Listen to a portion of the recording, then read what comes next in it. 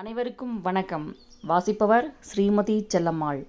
திரு மதன் அவர்கள் எழுதிய வந்தார்கள் வென்றார்கள் நூலை தொடர்ந்து கொண்டிருக்கின்றோம். நூலின் பகுதி விடாக்கண்டர் துர்காதாஸ். போர் தந்திரத்தை பொறுத்தவரையில் எவரையும் மிஞ்சக்கூடிய அளவிற்கு திறமை பெற்றிருந்தவர் அவுரங்கசீப். அரசியல் சதுரங்கத்தில் காய்களை வெற்றிகரமாக நகர்த்த தேவையான சாணக்கியத்தனமும் பாதுஷாவிடம் நிறையவே இருந்தது. ஒரு மிகச்சிறந்த பேரரசருக்கு பெருமை சேர்க்கக்கூடிய தொலைநோக்குதான் அவரிடம் இல்லாமல் போனது. அதற்கேற்ப நியாயமான ஒரு காரணம் எதுவும் இல்லாமல் அமைதியாக இருந்த ராஜபுத்திர தேன்கூட்டில் வாளை பாய்ச்சினார் அவுரங்கசீப். அக்பர் காலத்தில் நட்பு உணர்வோடு அரவணைக்கப்பட்ட ராஜபுத்திரர்கள் முகலாய ஆட்சியில் செல்வாக்கோடு கூடிய பெரும் பதவிகளில் இருந்து வந்தார்கள். டெல்லியில் விசுவாசமாக பணியாற்றிய ராஜபுத்திர அமைச்சர்களும் தளபதிகளும் இதில் அடக்கம். மார்வார் மன்னரும் மேவார் மன்னரும் டெல்லி ஆளுகைக்கு உட்பட்டிருந்ததும் கூட சுயாட்சியுடன் செயல்பட்டனர். இந்த மன்னர்கள் அக்பர், ஜஹாங்கீர் மற்றும் ஷாஜஹான் ஆட்சி காலங்களில் கௌரவத்தோடு நடத்தப்பட்டனர். அனைத்தையும் கெடுத்து குட்டி சுவராக்கினார் அவுரங்கசீப் பாதுஷா. பல முறை கட்சி மாறி கடைசியில் தாரா ஷூகோ பக்கம் போன ஜோத்பூர் மன்னர் ஜஸ்வந்த் சிங்கை அவுரங்கசீப் தன் பக்கம் இழுத்து கொண்டது நினைவிருக்கிறதா? தற்போது நினைத்த மாத்திரத்தில் கட்சி மாறும் சில அரசியல்வாதிகளிடம் மற்றபடி மேன்மையான பல திறமைகளும் இருப்பது போல ஜஸ்வந்த் சிங்கும் திறமையும் வீரமும் மிகுந்த மன்னர்தான். முகலாய ஆட்சியின் வீழ்ச்சிக்கு வழி காணும் நோக்கத்தோடு இந்த மன்னர் முன்னொரு சமயம் அங்கும் இங்கும் இடம் மாறினாலும் பிற்பாடு அவுரங்கசீப்பின் கீழ் முகலாய இராணுவத்தின் பிரதான தளபதிகளில் ஒருவராக விசுவாசமாக பணியாற்றி வந்தார். ஆனால் சக்கரவர்த்திக்கு மனதளவில் ஜஸ்வந்த் சிங்கின் விசுவாசம் பற்றி சந்தேகம் தொடர்ந்து இருந்து வந்தது. வேண்டுமென்றே இந்த ராஜபுத்திர வீரரை ஒரு படைக்கு தலைமையேற்க சொல்லி ஆப்கானிஸ்தானம் அனுப்பினார் பாதுஷா.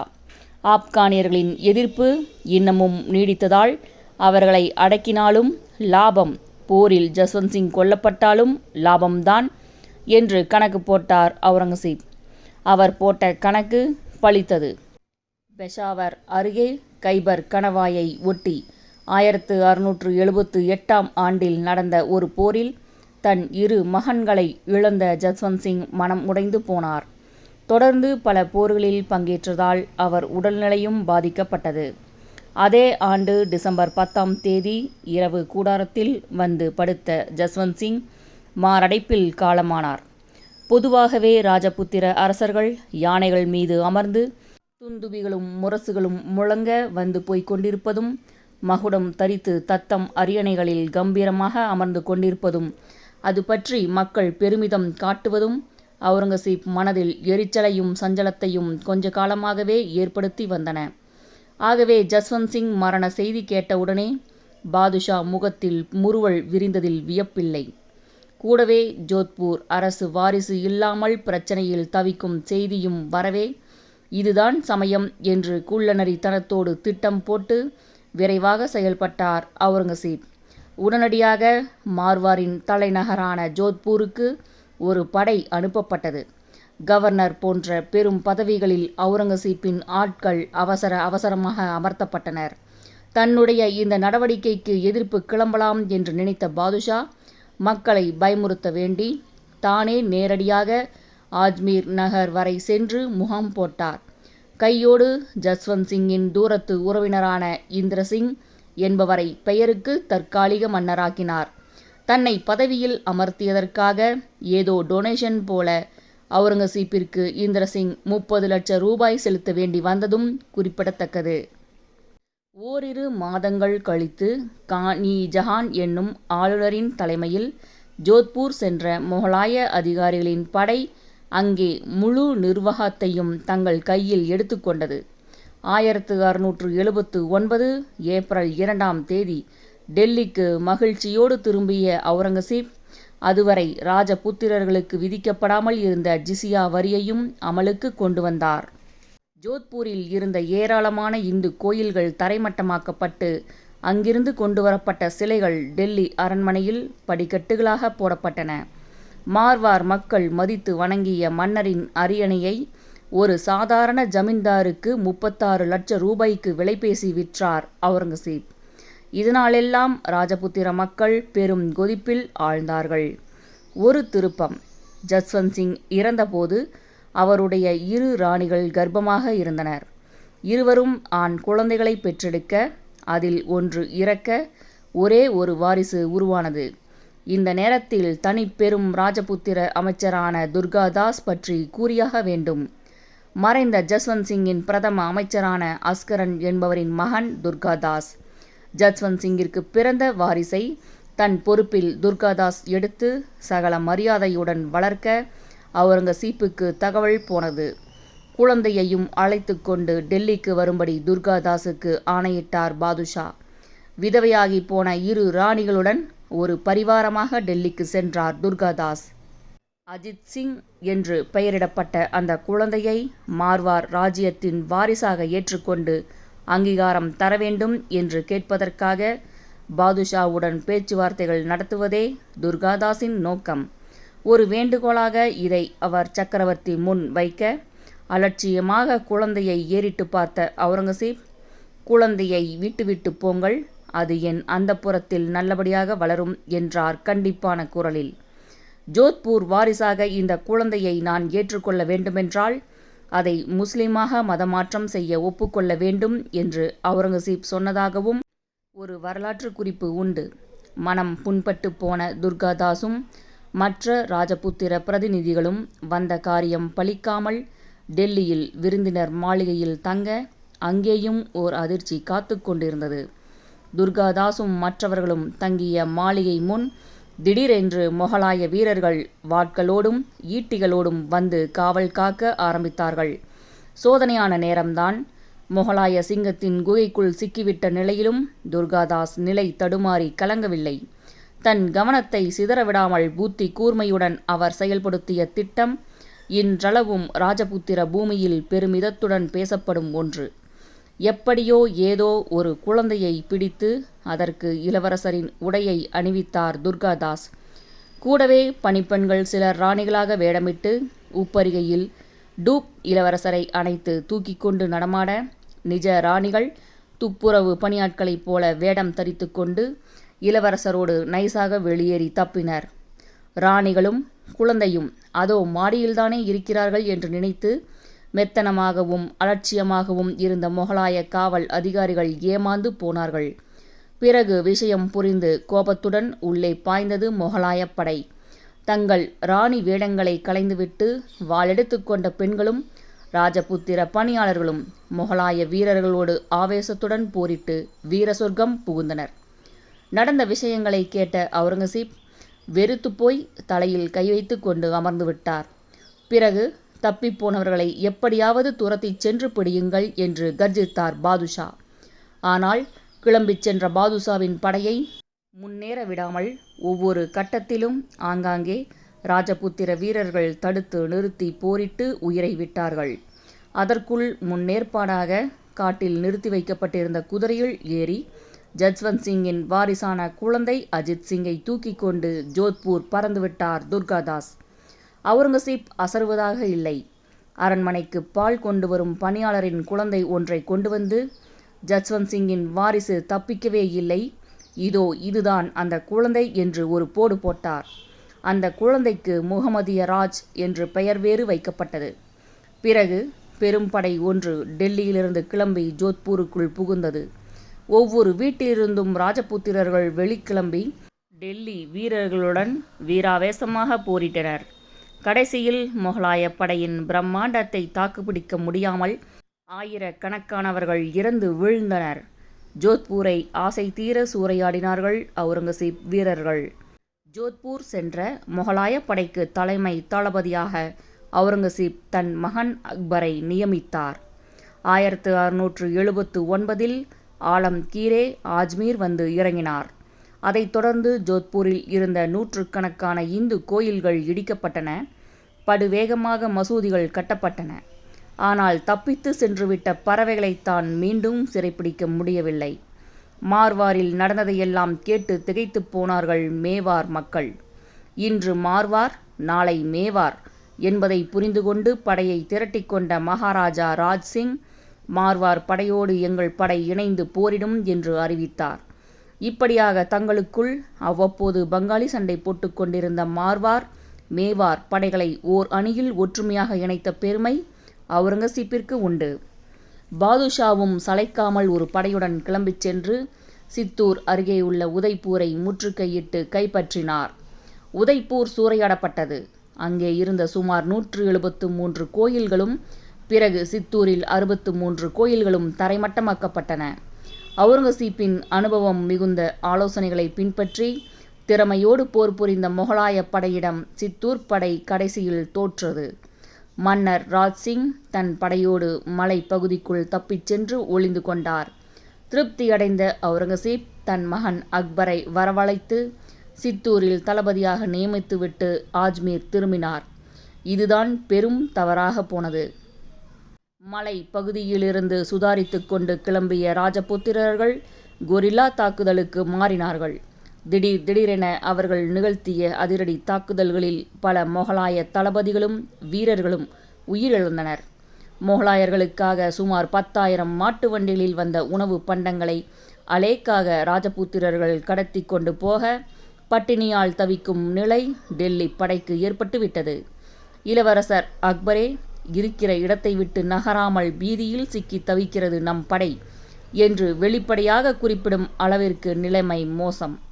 நீ எதற்கும் லாயக்கில்லை என்று மகனை கண்டபடி திட்டி கடிதம் எழுதிய அவுரங்கசீப் அக்பரை பழையபடி ஜோத்பூருக்கு மாற்றினார்.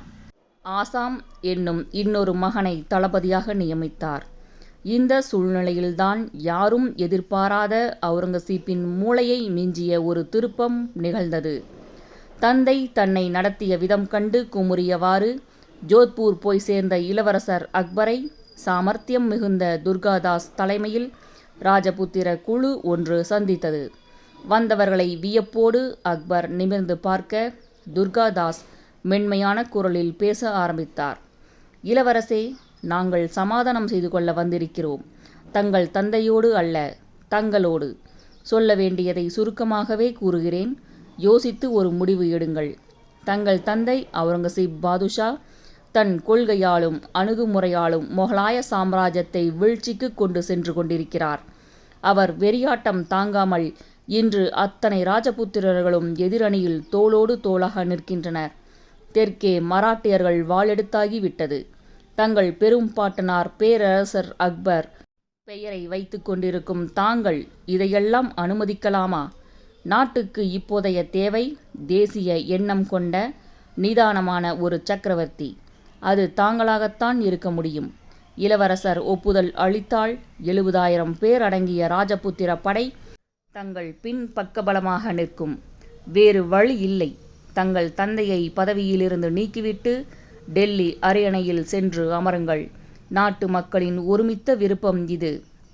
681ஆம் ஆண்டு ஜனவரி 1ஆம் தேதி ஜோத்பூரில் சக்கரவர்த்திக்கான உடை தரித்து கொண்டு 4 முல்லாக்கள் ஆசியுடன் முடிசூட்டிக் கொண்டார் அக்பர். தந்தை அவுரங்கசீப் பாதுஷா பதவி இறக்கம் செய்யப்படுகிறார் என்று அறிக்கை ஒன்றையும் விடுத்தார் அவர். ராஜபுத்திரர்கள் இந்த நிகழ்ச்சியை கோலாகலமாக வான வேடிக்கைகளுடன் கொண்டாடினார்கள். ஒரு பெரிய திருப்பம் நிகழப்போகிறது என்கிற மகிழ்ச்சிதான் காரணம். கிளைமேக்ஸில் மேலும் ஒரு திருப்பம் மிச்சம் இருக்கிறது என்பது பாவம் அவர்களுக்கு தெரியாது. அக்பர் தலைமையில் ராஜபுத்திர முகலாய படை ஆஜ்மீருக்கு சில மைல் தொலைவில் பாசறை அமைத்து தங்கியது. உடனடியாக நேரத்தை வீணாக்காமல் சுமார் 20,000 படை வீரர்களோடு மட்டும் ஆஜ்மீரில் தங்கியிருந்த அவுரங்கசீப்புடன் மோதியிருந்தால் இளவரசர் ஒரு கை பார்த்திருக்கலாம் தான். அவுரங்கசீப் கதை முடிந்திருக்கும் தான். ஆனால் தேவையில்லாமல் யுத்தத்தை ஒரு நாள் தள்ளி போட்டார் அக்பர். இந்த சிறு தாமதத்தை கில்லாடித்தனமாக ஆலம்கீர் மன்னித்தருள வேண்டும், வேறு வார்த்தை தோன்றவில்லை, பயன்படுத்தி கொண்டார் அவுரங்கசீப். அன்பு மகன் அக்பருக்கு திட்டப்படி ராஜபுத்திரர்களை மொத்தமாக நம் வலையில் விழ வைத்ததற்கு என் மனமார்ந்த பாராட்டுகள்.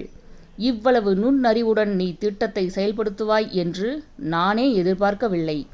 நான் சொல்லி அனுப்பும்போது நம் இரு படைகளும் இணையலாம் என்று ஒரு கடிதம் அனுப்பினார் அவுரங்கசீப். கடிதத்தை எடுத்து சென்ற தூதுவரிடம் ராஜபுத்திர தளபதிகள் கையில் நீ சிக்கிக்கொள்ள வேண்டும் என்று சொல்லி அனுப்பினார். பாதுஷா நினைத்தது நடந்தது. கடிதத்தை வழிமறித்து படித்து பார்த்த ராஜபுத்திர தளபதிகள் என்ன இது துரோகம் என்று திகைத்து போனார்கள். மறுநாள் காலை அக்பர் விழித்தெழுந்த போது ராஜபுத்திர படையே அங்கு காணோம். இரவோடு இரவாக அக்பரை அம்போ என்று விட்டுவிட்டு போய்விட்டார்கள். வல்லவனுக்கு வல்லவனாக அவுரங்கசீப் செயல்பட்டிருப்பதை புரிந்து கொண்டவர் துர்காதாஸ் மட்டுமே. பாதுஷாவின் தந்திரத்தை அவர் மற்றவர்களுக்கு எடுத்து விளக்கிச் சொல்லக்கூட நேரமில்லாமல் போனது. மனம் உடைந்து போன அக்பர் ஓட்டமெடுக்க வேண்டி வந்தது. மராட்டிய மண்ணில் சில காலம் புகலிடம் தேடி பிறகு பாரசீகம் சென்று உதவி கேட்கப் போன இந்த இளவரசர் அங்கு போய் சேர்வதற்குள் நம்பிக்கை இழந்து துவண்டு போய் மரணமடைந்தார். பிற்பாடு சித்தூர் அவுரங்கசீப்பிடம் சமாதானமாக போனாலும் பாதுஷாவை ஜோத்பூர் விடுவதாக இல்லை.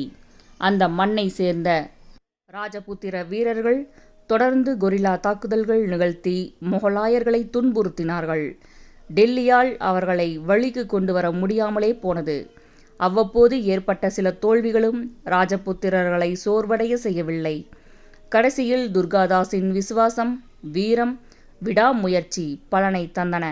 அவுரங்கசீப் இறந்த 4வது நாள் மார்வார் ராஜ்யத்தின் தலைநகரான ஜோத்பூரை துர்காதாஸ் தலைமையில் ராஜபுத்திர படை கைப்பற்றியது. மறைந்த ஜஸ்வந்த் சிங்கின் வாரிசான அஜித் சிங்கை அரியணையில் அமர்த்தி முடிசூட்டி காட்டினார் துர்காதாஸ். வடக்கே சீக்கியர்களும் ராஜபுத்திரர்களும் டெல்லி ஆட்சிக்கு பிரச்சனையாகி போன சம காலத்தில் தெற்கேயும் பாதுஷாவுக்கு எதிராக கிளர்ச்சி ஆரம்பித்து விட்டிருந்தது. சிவாஜி என்கிற பெயரில் மராட்டியத்திலிருந்து மின்னலாக கிளம்பிய அந்த தாங்க முடியாத தலைவலியால் அவுரங்கசீப் பாதுஷா தடுமாறி தவித்தது தனி கதை. நூலின் அடுத்த பகுதி மராட்டிய வேங்கையும் முகலாய பீதியும். மராட்டியர்கள் தனக்கு ஒரு பெரும் பிரச்சனையாக வந்து வாய்க்கப் போகிறார்கள் என்று அவுரங்கசீப் சற்றும் எதிர்பார்க்கவில்லை. ஆரம்பத்தில் சிவாஜி என்னும் மராட்டிய இளைஞர் ஒரு குதிரைப்படையின் உதவியோடு சில கிராமங்களையும் ஓரிரு கோட்டைகளையும் கைப்பற்றிய செய்தி வந்தபோது கிராமங்களில் புகுந்து கொள்ளையடித்து கொண்டிருக்கும் ஏதோ ஒரு கூட்டத்தின் தலைவன் என்று பாதுஷா தப்பு கணக்கு போட்டு அலட்சியப்படுத்தினார். கடைசியில் மராட்டியர்களின் உத்வேக பாய்ச்சல் பிரம்மாண்டமாக உருவெடுத்துவிட்டது. இத்தனைக்கும் சிவாஜியின் பிரவேசம்தான் மராட்டிய வீர உணர்ச்சிக்கு தூண்டுகோலாக அமைந்தது என்று சொல்ல முடியாது. முகலாயர்களுக்கு எதிரான புரட்சி கனல் அந்த மாநிலமெங்கும் ஏற்கனவே நெருப்பு துண்டுகளாக விதைக்கப்பட்டு காத்து கொண்டிருந்தது. மலைகள் சூழப்பட்ட பிரதேசம் மராட்டிய மாநிலம். விவசாயத்திற்கான நிலப்பரப்பு குறைச்சல். பற்றாக்குறையில்லாமல் வாழ அந்த மக்கள் சோம்பலில்லாமல் கடுமையாக உழைக்க வேண்டியிருந்தது. இந்த உழைப்பினூடே பெருமிதமும் தன்மானமும் ஊடுருவியது. கொஞ்ச காலமாகவே ஏக்நாத், துக்காராம், ராமதாஸ், வாமன் பண்டிட் போன்ற மகான்கள் தங்கள் போதனைகளாலும் பக்தி பாடல்களாலும் ஒரு மறுமலர்ச்சி இயக்கத்தை பரப்பிக் கொண்டிருந்தனர். ஏராளமான மராட்டியர்கள் சிவாஜியின் தந்தை உட்பட அகமது நகர், பீஜப்பூர், கோல்கொண்டா ராஜ்யங்களில் பணிபுரிந்து நிர்வாக இராணுவ அனுபவமும் பெற்று கொண்டிருந்தார்கள்.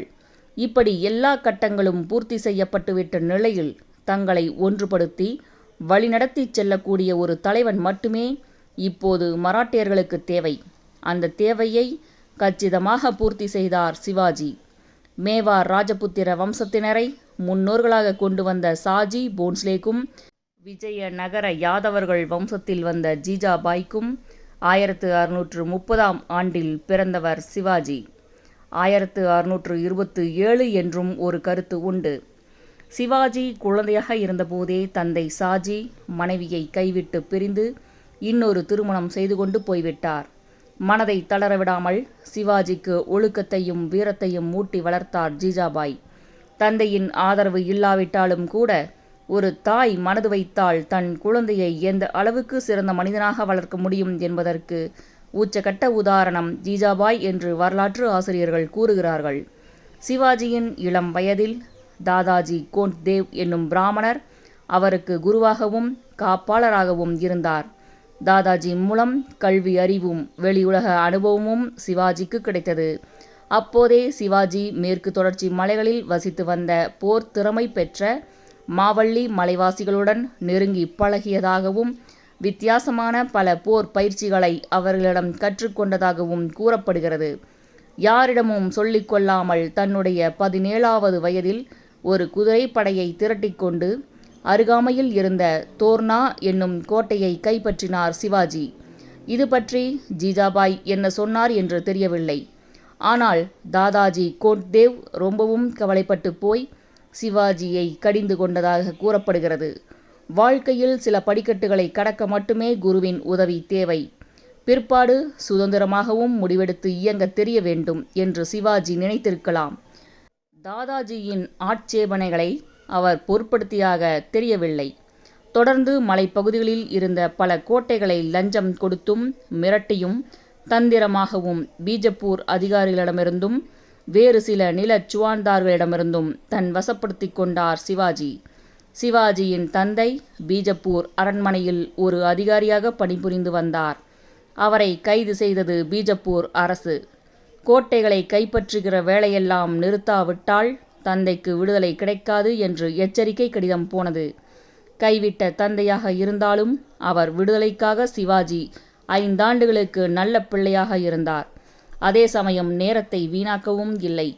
கோட்டைகளை பலப்படுத்துவது, மராட்டிய இளைஞர்களை ஒன்று திரட்டுவது போன்ற பல பணிகளில் இறங்கினார் அவர். பிறகு தன்னோடு ஒத்துப்போகாத ஜாவ்லி ஜமீனை ஆட்சி செய்து வந்த சந்திராராவ் மோரே என்ற இளவரசரை ஒரு ஆளை அனுப்பி வஞ்சகமாக தீர்த்து கட்டிவிட்டு அந்த சிறு ராஜ்யத்தையும் கையகப்படுத்தி கொண்டார் சிவாஜி. முதலாக மொகலாயர்களோடு சிவாஜி மோதியது 1657 தான். அவுரங்கசீப்பின் படை பீஜப்பூரை முற்றுகையிட்டிருந்த தருணம் அது. திடீரென்று மராட்டிய அதிரடிப்படை மொகலாய ஆட்சிக்குட்பட்ட அகமது நகர் மற்றும் ஜுன்னார் ஊர்களில் புகுந்து தூள் கிளப்பியது. ஜுன்னார் சூறையாடப்பட்டது. யார் இந்த புது ஆசாமி என்று கர்ஜித்துவிட்டு அவுரங்கசீப் அனுப்பிய ஒரு படை சிவாஜியை சுலபமாகவே துரத்தி எடுத்தது. சற்று பதுங்கிய சிவாஜி மீண்டும் வெளிப்பட்டு வட கொங்கண பிரதேசத்தை சேர்ந்த கல்யாண், பிவாண்டி, மஹூலி பகுதிகளை கைப்பற்றி கொண்டார். சிவாஜி பெரும் சக்தியாக வளர்ந்து வருவது அவுரங்கசீப்பை விட பீஜப்பூர் சுல்தானுக்கு நன்கு புரிந்திருந்தது. மொகலாயர்களுடன் சமாதானம் செய்து கொண்டு விட்ட பீஜப்பூர் சுல்தான் 1659 சிவாஜியை ஒரு கை பார்க்க பெரும் படை ஒன்றை அனுப்பினார். அந்த படைக்கு தளபதியாக நியமிக்கப்பட்டவர்தான் பல யுத்தங்களில் வெற்றி கண்டு அனுபவப்பட்ட பெரும் வீரர் அப்சல்கான். சிவாஜியை எப்படியாவது தீர்த்து கட்டுங்கள், புரட்சியில் இறங்கியிருக்கும் அந்த இளைஞரை உயிரோடோ அல்லது உயிரற்ற உடலாகவோ கொண்டு வந்தாக வேண்டும் என்பதே பீஜப்பூர் சுல்தானின் ஆணை. அப்சல்கான் படை பூனே அருகே சதாராவுக்கு 20 கிலோமீட்டர் அருகே தங்கி பாசறை அமைத்தது. மகாபலேஸ்வரில் பிரதாப்கர் மலைக்கோட்டையில் தங்கியிருந்த சிவாஜியிடம் கிருஷ்ணாஜி பாஸ்கர் என்ற மராத்திய பிராமணரை தேர்ந்தெடுத்து தூதுவராக அனுப்பினார் அப்சல்கான். சமாதான பேச்சுவார்த்தைகள் நடத்துவதற்கு தங்களை சந்திக்க விரும்புகிறார் பீஜப்பூர் தளபதி என்று வந்து சொன்ன தூதுவரை பூஜை அறைக்குள் அழைத்துச் சென்ற சிவாஜி, இதோ நம் தெய்வங்களுக்கு முன் சூடமேற்றி சத்தியம் செய்யுங்கள், அப்சல்கானின் உண்மையான திட்டம் என்ன என்று நேருக்கு நேர் பார்த்து கேட்க, தங்கள் கதையை முடிக்கும் ஒரு திட்டம் போடப்பட்டிருப்பதாகத்தான் தெரிகிறது என்றார் தூதுவர் அழுது கொண்டே. சற்று மௌனமாக இருந்த சிவாஜி, சரி, நீங்கள் திரும்பி செல்லுங்கள், பேச்சுவார்த்தைகளுக்கு நான் வர தயார். ஆனால் ஒரு நிபந்தனை, இரு பக்கமும் ஆயுதங்கள் ஏந்திய மெய்க்காவலர்கள் யாரும் இருக்கக்கூடாது. நான் தனியாகத்தான் பீஜப்பூர் தளபதியை சந்திப்பேன் என்றார். அதைத் தொடர்ந்து பிரதாப்கர் மலைக்கோட்டைக்கு கீழே சமவெளியில் அமைக்கப்பட்ட ஒரு வரவேற்பு கூடாரத்தில் சிவாஜி அப்சல்கான் சந்திப்பு நிகழ்ந்தது. தொலைதூரத்தில் பீஜப்பூர் படை அணிவகுப்பில் இருக்க கூடாரத்துக்குள் சிவாஜி நுழைந்தவுடன் வருக வருக என்று கூறியவாறு இருக்கையிலிருந்து கம்பீரமாக எழுந்து வந்த பீஜப்பூர் தளபதி அப்சல்கான் இரு கரங்களையும் நீட்ட இருவரும் அணைத்து கொண்டனர். திடீரென்று சிவாஜியின் கழுத்தை அணைத்து கொண்டிருந்த அப்சல்கானின் கரம் இறுக ஆரம்பித்தது. அதே சமயம் அப்சல்கானின் வலது கரத்தில் பளிச்சிட்ட ஒரு குருவாள் மின்னலாக சிவாஜியின் மார்பில் இறங்க, ஏமாற்றம்.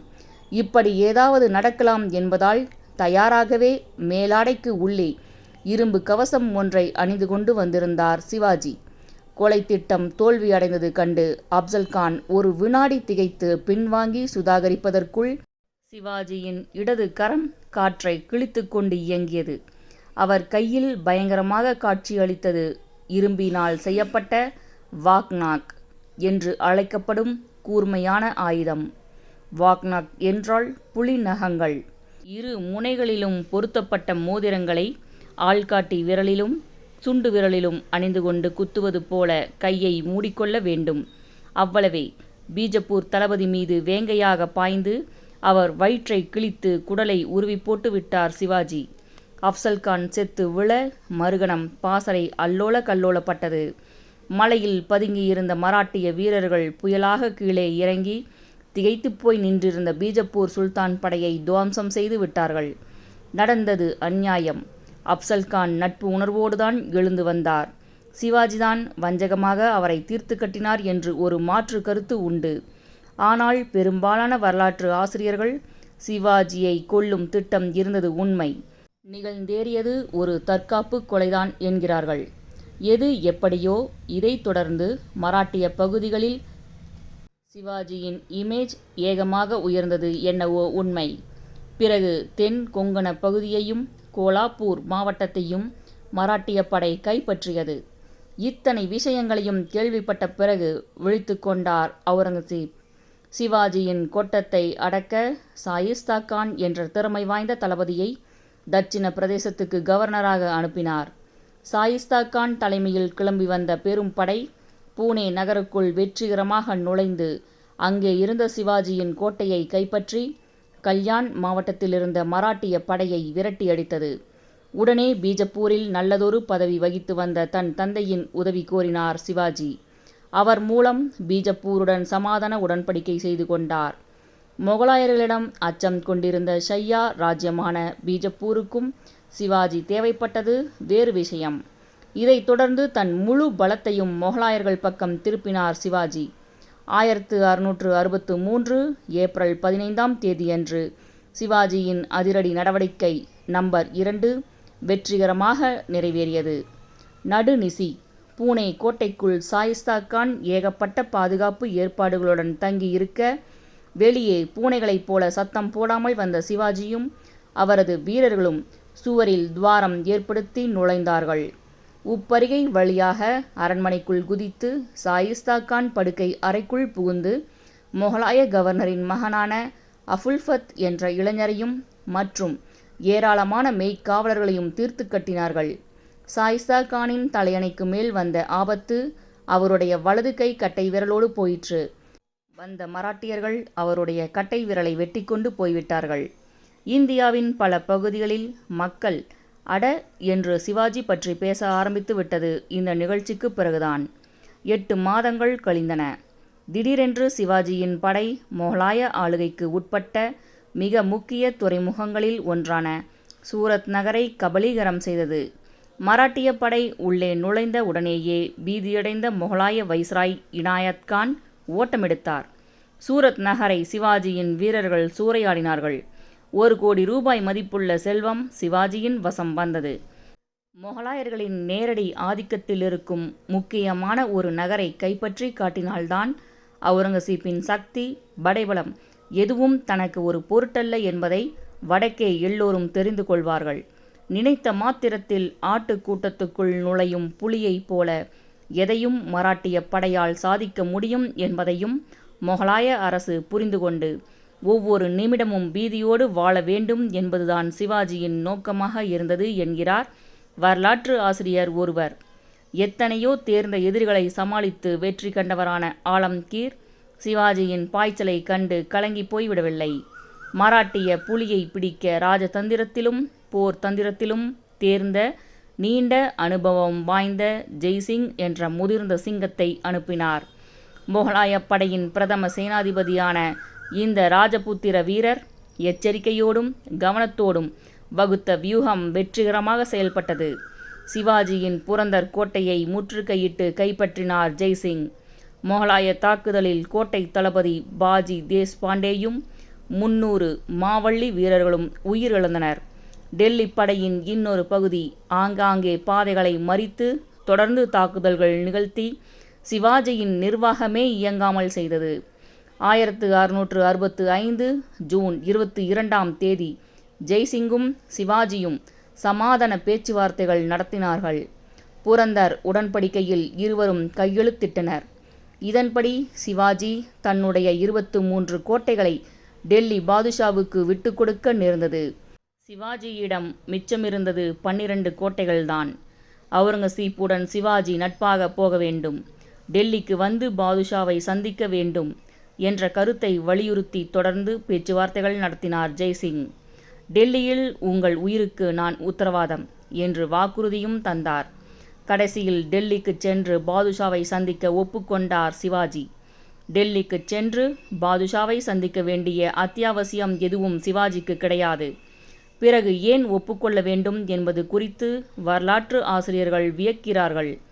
ஒரு ஆர்வம் காரணமாக தலைநகரையும் அவுரங்கசீப் தர்பாரையும் சக்கரவர்த்தி செல்வாக்கையும் பலத்தையும் நேரடியாக பார்க்க சிவாஜி விரும்பியிருக்கலாம் என்கிறார் ஒருவர். தன் 9 வயது மகன் சம்பாஜியுடன் ஆக்ராவுக்கு சிவாஜி சென்றபோது பாதுஷாவின் பிறந்த நாள். தர்பாரில் ஏக கூட்டம். சிற்றரசர்களும் வெளிநாட்டு தூதுவர்களுமாக அரசவை ஏக ஆர்ப்பாட்டமாக காணப்பட்டது. ஒரு மூலையில் நிற்க வைக்கப்பட்ட சிவாஜியை யாரும் கண்டுகொள்ளவில்லை. சிவாஜி வந்திருக்கும் தகவலை பாதுஷாவிடம் தெரிவிக்கப்பட்ட போது பாதுஷா லேசாக தலையசைத்ததோடு சரி. மராட்டிய தலைவரின் ரத்தம் சூடாகி கொண்டிருந்தது. பிறகு கோபம் வெடித்தது. கூட்டத்திலிருந்து வெளிப்பட்டார் சிவாஜி. பாதுஷாவை நேரடியாக பார்த்து, நான் இங்கு நடத்தப்படும் விதம் எனக்கு மிகுந்த ஏமாற்றத்தை அளிக்கிறது. நான் யார் என்பது உங்களுக்கெல்லாம் தெரிந்தும் என்னை வெகு நேரமாக நிற்க வைத்து அவமானப்படுத்தி கொண்டிருக்கிறீர்கள். இதை என்னால் சகித்து கொள்ள முடியாது என்று சிவந்து கலங்கிப்போன கண்களுடன் உணர்ச்சி வயப்பட்டு உரத்த குரலில் அவர் ஆட்சேபிக்க அத்தனை பேர் கவனமும் அவர் பக்கம் திரும்பியது. தர்பாருக்கு வரும் சிற்றரசர்களுக்கு பாதுஷாவால் சம்பிரதாயப்படி போர்த்தப்படும் பொன்னாடை எடுத்து வரப்பட தேவையில்லை என்று மறுத்துவிட்டு, என்னை கொல்லுங்கள், என் தலையை சீவி தள்ளுங்கள், கவலையில்லை, நான் உயிர்விடத் தயார் என்றெல்லாம் குரல் எழுப்பிக் கொண்டே அரசவையிலிருந்து வெளியேறினார் சிவாஜி. எல்லோரும் திகைத்துப் போய் காட்சியளித்தனர். அவுரங்கசீப் முகத்தில் கோபம் லேசாக தெரிந்தது. மற்றபடி எந்த உணர்ச்சியையும் வெளிப்படையாக காட்டவில்லை பாதுஷா. நினைத்திருந்தால் ஆலம்கீர் அங்கேயே சிவாஜியை கைப்பற்றி தலையை சீவியிருக்க முடியும்தான். ஆனால் சில அரசர்களைப் போல் விசாரணை என்றெல்லாம் எதுவும் நடத்தாமல் கொள்ளாமல் யார் தலையும் சீவியதில்லை அவுரங்கசீப் என்பதை நாம் நினைவில் கொள்ள வேண்டும். போர்க்களம், பட்டத்து விரோதிகள் என்பது வேறு விஷயம். மற்றபடி எதுவும் சட்டப்படி நடந்தாக வேண்டும் சக்கரவர்த்திக்கு. கூடியிருந்த பல பிரபுக்கள் பதைபதைப்புடன் அரியணை அருகே நெருங்கி, இந்த மராட்டிய வீரர் செய்தது மிகவும் அநாகரிகமான செயல். தாங்கள் எத்தனை பெருந்தன்மையோடு நடந்து கொண்டீர்கள்.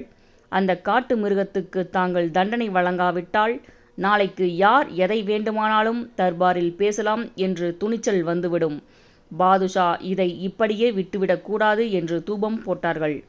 சரி என்று சக்கரவர்த்தி விரல் சொடுக்க மறுகணம் சிவாஜியை தூக்கி ஆக்ரா கோட்டையில் சிறையில் அடைத்து விட்டார்கள். நூலின் இப்பகுதி இத்துடன் நிறைவடைகிறது. நூலின் அத்தியாயங்களை தொடர்ந்து கேட்க ஸ்ரீமதி செல்லம்மாள் வலையொலி அலைவரிசையை பதிவு செய்யுங்கள். ஸ்ரீமதி செல்லம்மாள் தொடர்வாள். நன்றி, வணக்கம்.